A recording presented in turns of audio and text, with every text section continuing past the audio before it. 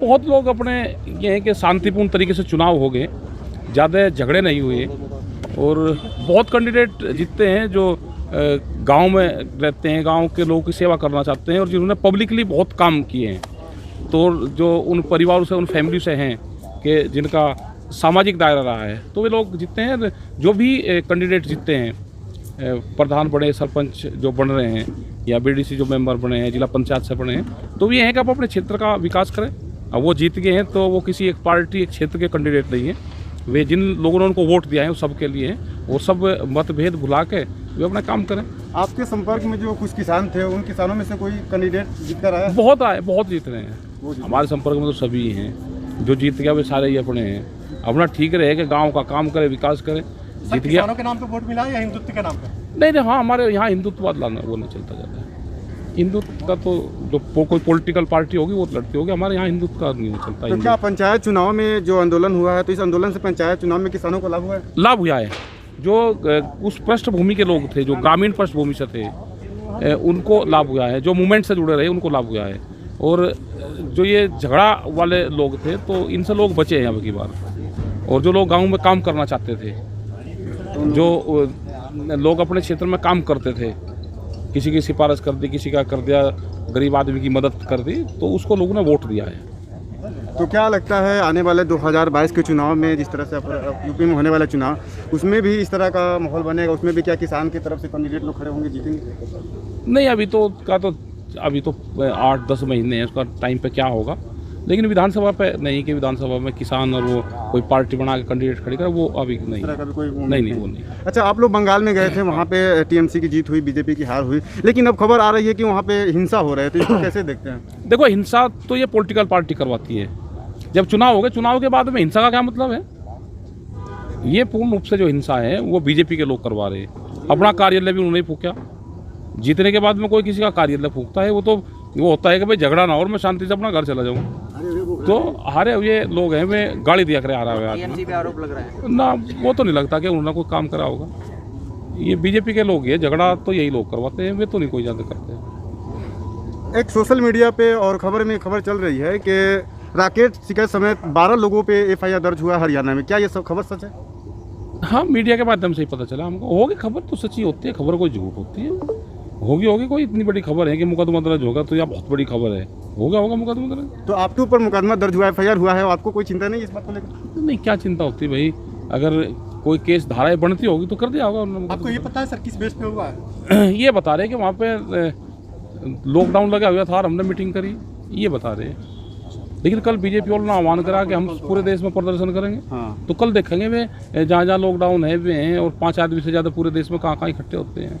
हाँ, एक तरफ तो वही बीजेपी के लोग हैं जो केंद्र शासित सरकार है, वो बोल रही है कि लॉकडाउन लग रहा है तो किसानों को चल जाना चाहिए घर पे, और एक तरफ वही बीजेपी वाले ने कॉल दिया है कि पूरे देश में हम एक प्रदर्शन करेंगे। तो कल देखेंगे वे कहाँ करते हैं, तो फिर हमें भी कहने का हो जाएगा भाई आपने भी कराए हैं। अच्छा, देखेंगे तो फिर? हाँ, देखेंगे। काम ये करना चाहिए कि अभी जो बीमारी है इस पर काम करना चाहिए सबको, सभी जो पार्टियां हैं उनको। जो कोविड जो एक बीमारी चल रही है, एक कोरोना की, इससे लोगों की बहुत डेथ हो रही है और ज़्यादातर ऑक्सीजन की कमी से डेथ हो रही है। इंडस्ट्रीज में ऑक्सीजन ना जाके ऑक्सीजन को अवेलेबल करवावे, उस पर सबको ध्यान देना चाहिए। हॉस्पिटलों पर ध्यान देना चाहिए। नए हॉस्पिटल कुछ हमको बना देना चाहिए। जो स्कूल बंद हैं, जो कॉलेजेस बंद हैं, उनको हम हॉस्पिटलों में तब्दील कर सकते हैं। डॉक्टर हमारे पास में हैं, उनको भाई सड़क पे जो गुरुद्वारा कमेटी है यहाँ पे इंदिरापुरम में, वो सड़क पर लगाकर ऑक्सीजन दे रही हैं और उन्हें करीब 5000 से ज़्यादा लोगों की जान बचा दी।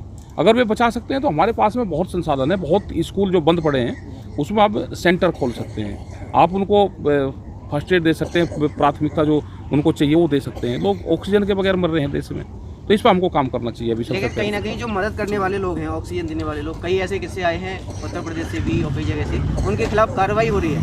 हाँ, जो ऑक्सीजन देने का काम कर रहे हैं उसके खिलाफ कार्रवाई हो रही है।